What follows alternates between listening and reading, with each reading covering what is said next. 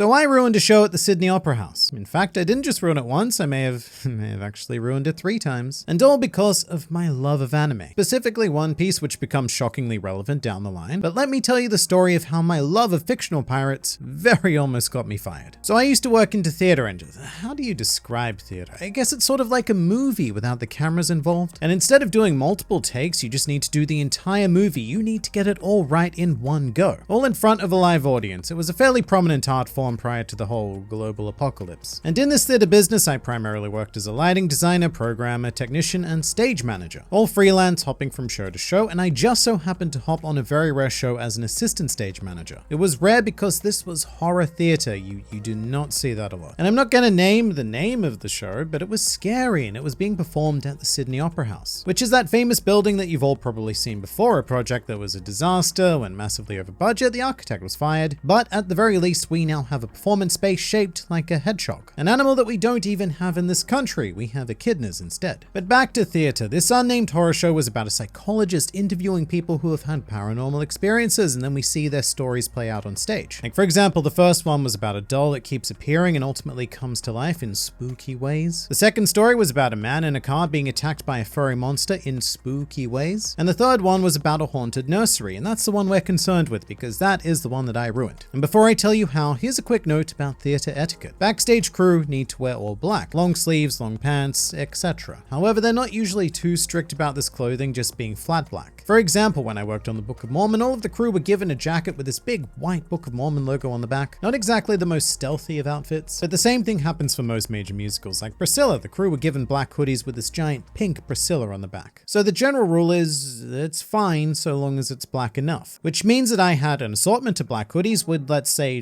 certain nerdy decals on them. And one of my favorites came from One Piece. I had a schmick black hoodie with this yellow Heart Pirates Jolly Roger on the back, and I thought that, yeah, that'll be fine. I've been dressed in far brighter before, and foreshadowing alert, it was not fine. And as I said, the third piece of the show revolved around a haunted nursery. And this story,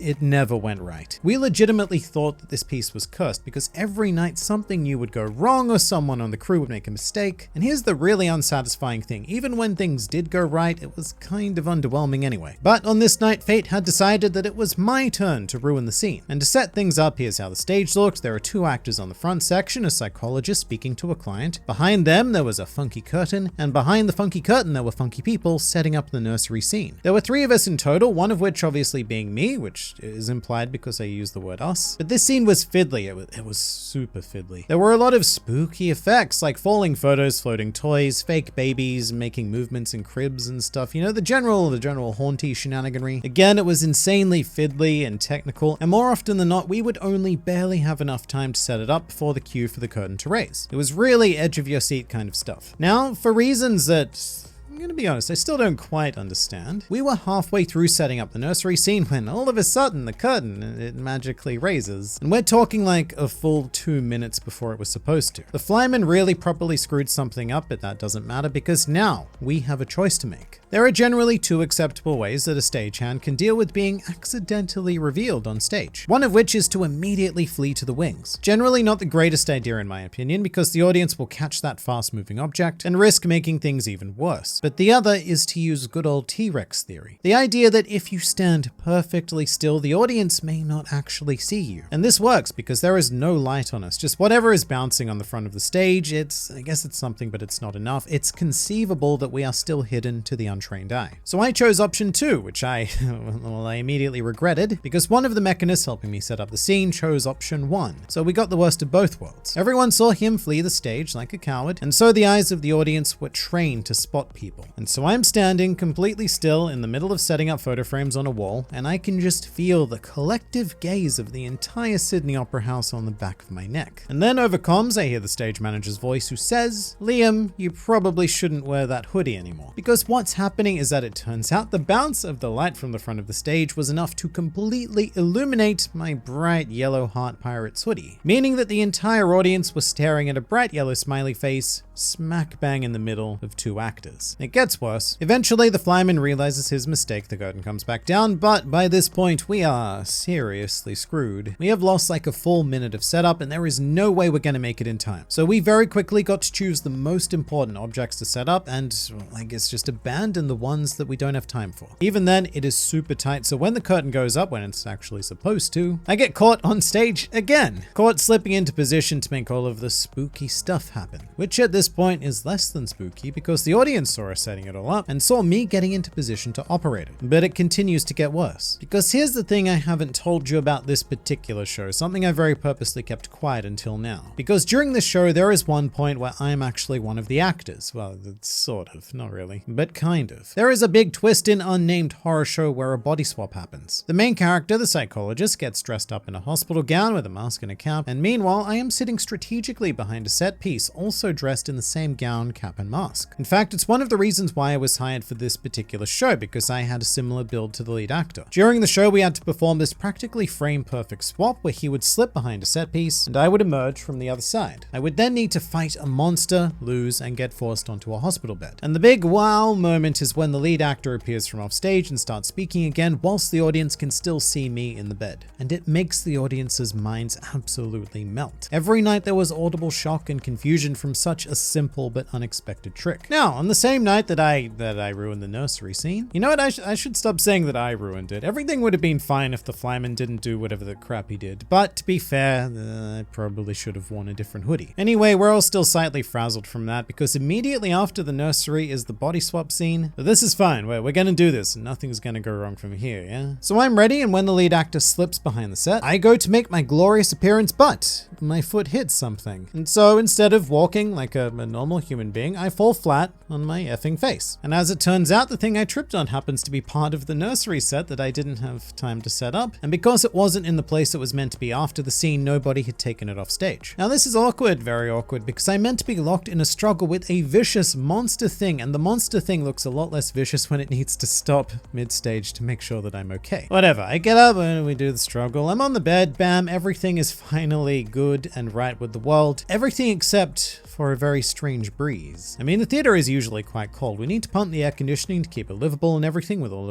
of the people inside. But I don't usually feel it on my balls quite as sharply as this. And it quickly dawns on me that the hospital gown I'm wearing did not land as it was supposed to. And I am, how shall we say, heavily exposed on stage. And the problem is, at this point, I am meant to be playing an unconscious person, so I can't just cover myself up because that would break the illusion. One of the other performers would have to do it for me. Unfortunately, neither of them noticed because they were both standing behind the bed and had no idea what was on display at the front of the bed. Which, and to get very visual about this, is a pair of bright red underwear. And this is how I learned the hard way that when you go into a theater, you need to be wearing all black, like all black. So there is a big, well, not big, but I mean, I don't mean to toot my own horn, but big red target sitting right in the center of the stage, drawing everyone's eyes. But even with that in mind, why is this breeze so damn cold? Well, as I would discover after the show shortly finished, the underwear I was wearing had ripped. And I assume it was when I tripped over the nursery object, which was only there because I didn't have time to set it up. And as a result, I'm pretty sure that the entire Sydney Opera House saw my balls. And after shows, the assistant director will usually come up to the actors and the crew with any notes or fixes for the next night. So I'm just there expecting, honestly, a fairly long discussion. But instead, she just